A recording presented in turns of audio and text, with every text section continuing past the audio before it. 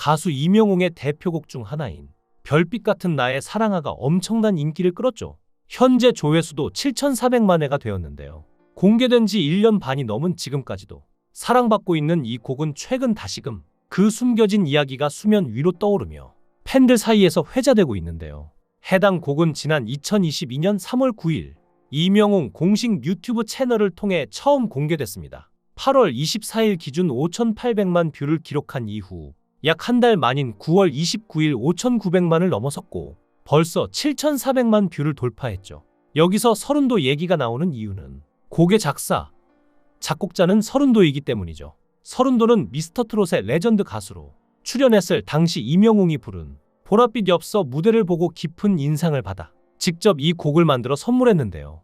하지만 여기에는 한 차례 뒤바뀐 운명의 에피소드가 있습니다. 최근 방송을 통해 재조명된 내용에 따르면 별빛 같은 나의 사랑하는 원래 이명웅이 아닌 영탁에게 먼저 주어졌던 곡이었습니다. 당시 서른도는 이 노래를 이명웅에게 주고자 했지만 상황은 그의 뜻대로 흘러가지 않았죠. 그 이유는 바로 해당 곡을 누구에게 줄지는 가요제 우승자에게 결정권이 있었기 때문이죠. 서른도는 이명웅이 우승할 것으로 예상하고 있었지만 뜻밖에도 영탁이 1위를 차지하며 곡의 주인공이 바뀌게 된 것입니다.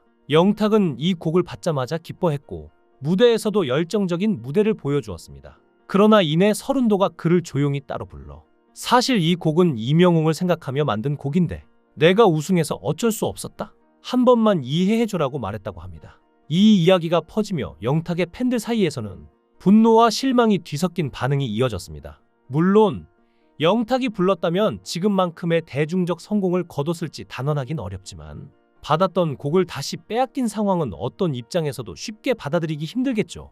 당시 상황을 다시 떠올리면 서른도는 이미 보랏빛 엽서를 부를 후배로 이명웅을 선택할 정도로 그에 대한 남다른 애정을 갖고 있었던 것으로 보입니다. 이찬원이 함께 후보로 언급됐지만 이명웅은 내 예상대로 노래를 서정적으로 잘 소화했다며 서른도는 스스럼 없이 이명웅에 대한 호감을 드러내기도 했죠.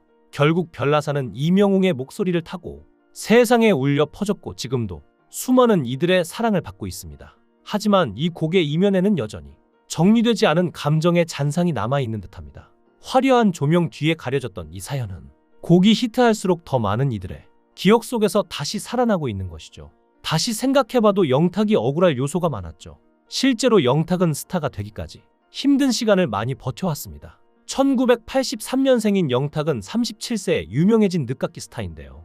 지금의 성공 뒤에는 15년간의 힘겨운 무명생활이 있었죠. 기약 없는 무명생활은 스스로 자신의 강점을 낙천적인 성격으로 꼽는 영탁으로서도 너무나 견디기 어려운 것이었는데요.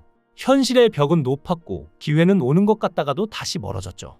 어려움을 거듭하면서 가수를 포기해야 하나 하는 생각이 들었고 스스로도 의심하던 꿈을 지켜준 것은 다름 아닌 주변의 사람들이었습니다. 주변의 믿음과 응원, 그에 감사하는 마음이 화려한 조명이 쏟아지는 자리까지 영탁의 등을 밀어주었죠.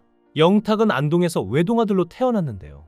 군인 아버지와 공무원 출신 어머니로 점잖은 가풍에서 태어난 영탁은 사람들 앞에 나서기를 좋아하고 말썽꾸러기였습니다. 어른들에게는 혼나기도 했지만 흥이 많고 잘 놀아 친구들 사이에서는 인기 만점이었죠. 원래는 방송인을 꿈꿨는데요. 언론정보학부에 진학해 청주에서 대학을 다니고 있었는데 뜻밖의 계기가 삶을 바꾸게 됐습니다. 휴학 중에 2004년 영남가요제에 재미 삼아 참가했는데 대상을 차지했던 것인데요. 그때 부른 노래가 임재범의 비상이었는데 세상에 나가 당당하게 자신의 꿈을 보여주겠다는 의미의 곡이었죠. 사람들의 환호 속에서 무대에 선 순간은 잊을 수 없는 기억이 됐고 영탁은 가수가 되어야겠다고 결심하고 서울로 상경했는데 그때가 22살이었습니다. 영탁은 2005년 영화 가문의 위기 OST에 참가했고 2007년 사랑한다로 데뷔하면서 발라드 가수로 활동을 시작했는데요. 이후 4인조 그룹 소울, 발라드 듀오 박지 등 그룹 활동을 하면서 드라마 시티헌터, 치즈 인 더 트랩 OST에도 참여하며 활동했죠.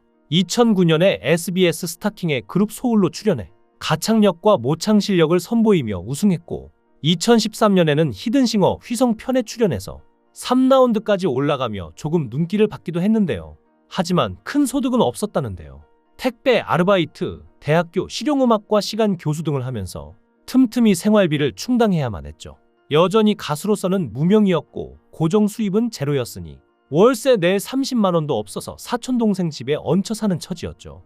30이 넘어도 무명을 벗어나지 못하자 좌절감이 들었는데요.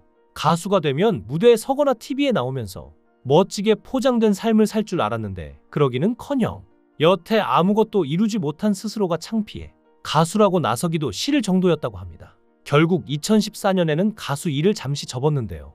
비록 가수로 빛을 보지 못했지만 영탁은 실력 있는 싱어송라이터였기에 보컬학원 강사와 보컬 디렉팅 아르바이트를 할 수 있었습니다. 박효신, 플라이 투 더 스카이 환희, 다비치, 슈퍼주니어 등 여러 유명 가수의 작업을 돕거나 애니메이션 OST를 부르기도 했죠. 영탁은 2016년까지 총 7장의 앨범을 발표했는데요. OST에 참가하거나 방송 출연 기회를 얻을 때마다 희망을 품었지만 거듭 소속사 사정이 나빠지거나 여러 문제가 생겨 계약을 해지하게 됐습니다. 계속 실망을 맛보면서 포기하고 싶은 유혹에 사로잡히기도 했죠. 하지만 스스로도 자신을 믿지 못할 때 오히려 주변 사람들이 그를 붙잡은 것인데요. 영탁의 지인들은 영탁에게 밥과 술을 사주면서 너 가수 일 잘하는 것 같으니까 좀 더 버텨봐라고 북돋아줬고, 부모님도 무심한 듯한 성정에 애정을 담아 응원해 주었죠. 어머니는 너 그래도 작년보다 오늘 더 노래 잘한다며 지나가는 듯한 말로 아들의 발전을 칭찬했고, 군인 출신인 아버지는 내가 아직 노래 실력이 부족하다, 내가 부족해서 안 되는 거니까 더 열심히 해서 더 좋은 가수가 되도록 노력해라, 알았나? 라며 다그치듯이 말씀하시며 응원해 주셨죠. 영탁은 주변 사람들의 응원 덕분에 한 걸음 더 내디딜 힘을 얻었는데요. 그렇게 영탁은 2016년 누나가 따기야로 트로트 가수로 전향했습니다. 함께 음악을 하던 친구들이 뽕삘이 있다며 트로트를 권유하기도 했고, 가수 활동을 쉬던 중에 트로트 작곡을 시작하면서 흥미를 갖게 됐기 때문이었죠. 흥이 많고 낙천적인 자신의 성격에도 잘 맞을 것 같았다는데요.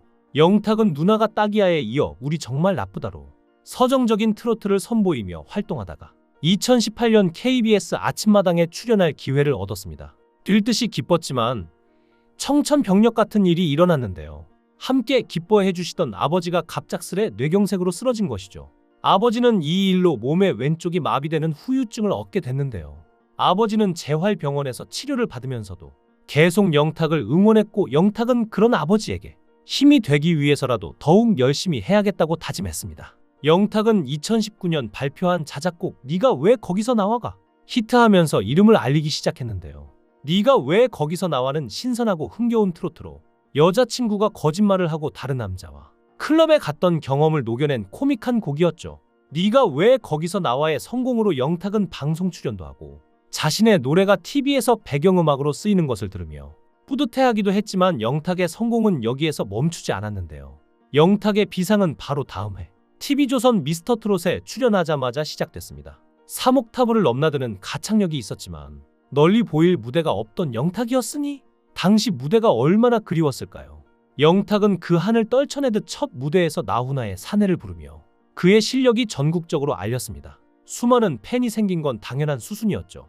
영탁은 해왔던 것을 계속 해나가고 그러다 보면 수많은 벽을 마주할 텐데 지금까지 해온 반복들, 경험들이 벽을 넘게 해줄 거라 믿었다는데요. 그렇게 어제의 내가 오늘의 나를 만들었고, 영탁은 앞으로도 벽을 넘을 생각이라고 하는데요.